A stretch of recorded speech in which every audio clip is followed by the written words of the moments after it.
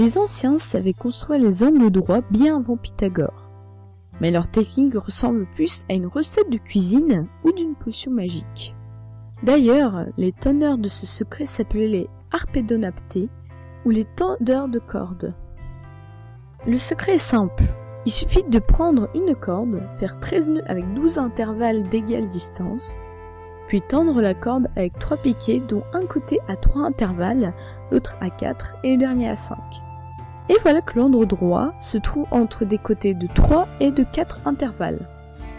Ces 3 chiffres, 3, 4 et 5, seront appelés le triplet magique.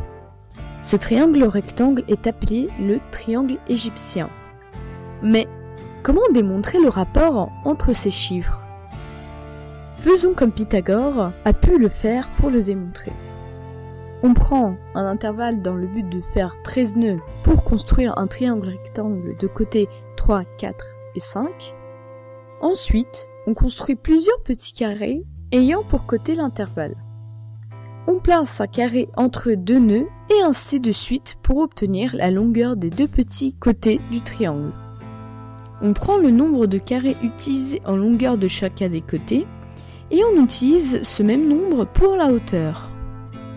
Nous formons 2 carrés de longueur des 2 plus petits côtés du triangle pour chacun des côtés.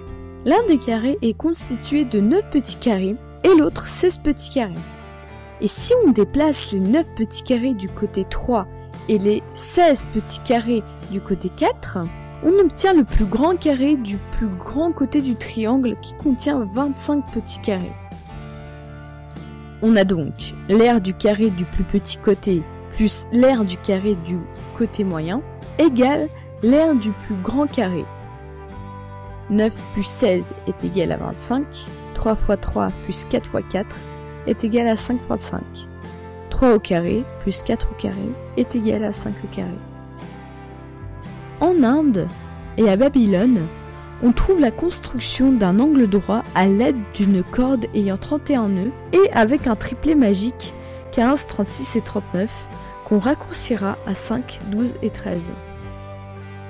Vérifions si la technique vue précédemment pour le triangle égyptien marche pour le triangle indien. On peut voir que ça marche. Le triplet indien fait la même chose que le triplet égyptien. Si on construit des carrés reposant sur les 3 côtés d'un triangle rectangle, l'aire du grand carré est égale à la somme des aires des 2 petits. Ceci est la formulation algébrique du théorème de Pythagore. À mon avis, pour démontrer que cette loi marche pour tous les triangles rectangles, Pythagore a dû prendre un triangle rectangle avec des cathètes quelconques.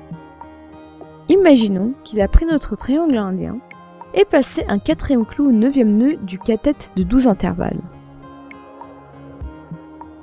Il enlève le clou du sommet et raccourcit l'hypoténuse qui fait maintenant, au lieu de 13 intervalles, 10 intervalles et quelques. Voyons ce qui se passe.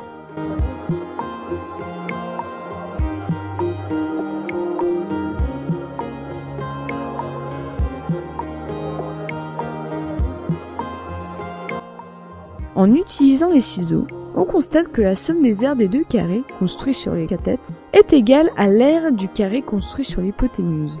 Donc, Pythagore a pu voir qu'il a trouvé une loi.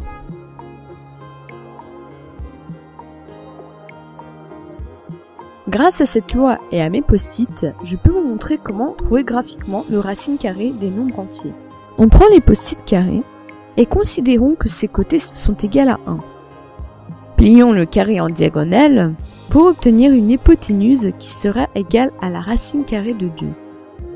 Ensuite, prenons 2 post-it pour construire un rectangle dont l'un côté est égal à 1 et l'autre racine carrée de 2. Plions ce rectangle en diagonale pour obtenir une hypoténuse qui sera égale à la racine de 3. Répétons la procédure jusqu'à obtenir la racine carrée de n'importe quel nombre entier.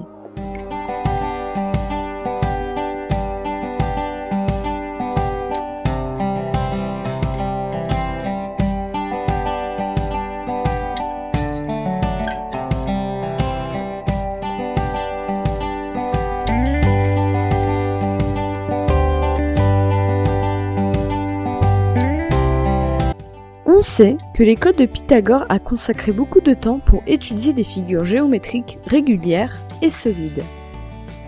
On sait qu'ils en connaissaient 3, tétraède, cube et octaède. Heureusement que Pythagore n'a pas démontré son théorème avec les triangles équilatéraux. Il aurait pu le faire et ça serait du pareil au même.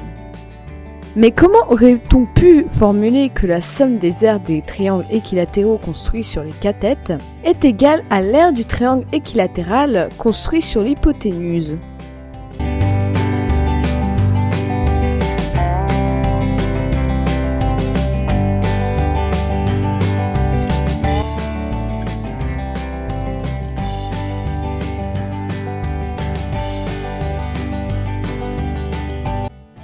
Le théorème est prouvé. On a trouvé la relation entre les chiffres 3, 4 et 5, ou 5, 12, 13, ou les autres triplés pythagoriciens, mais sans nos cordes magiques. Mais si l'on n'a pas d'équerre ou d'autres instruments contemporains, on ne peut pas construire d'angle droit.